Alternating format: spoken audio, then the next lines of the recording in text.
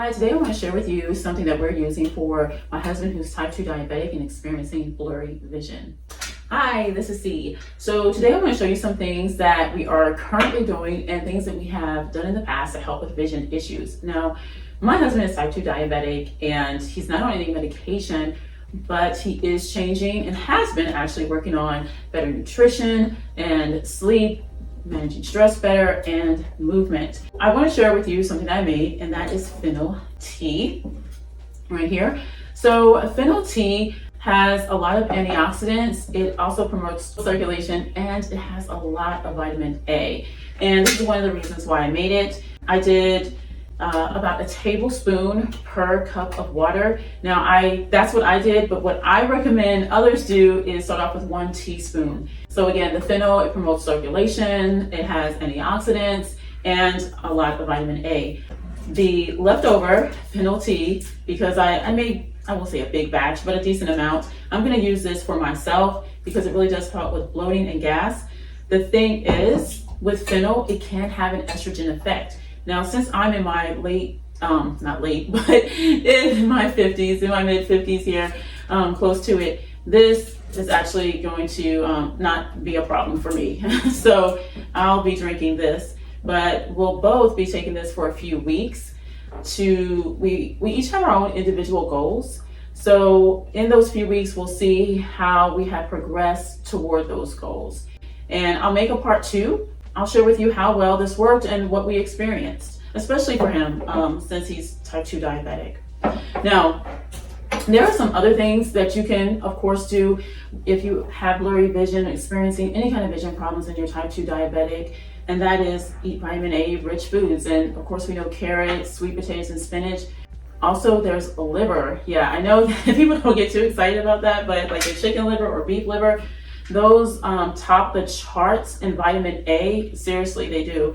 And very rich certain B vitamins as well. You definitely want to consider it. And honestly, what I do is I buy the ground up beef with the ground up liver, heart in it, and then I mix it together with a regular ground beef and make like meatballs, season very well, and they don't even notice. But I tell you one thing I do notice when I do that, and sorry to digress, is like the mood and the cognitive ability is like totally different in my family the next day. I mean, I'll say it's a noticeable difference. And I thought to myself, man, what if we ate like this every day, you know? But yeah, we don't eat it every day, but I try to get it in at least once a week.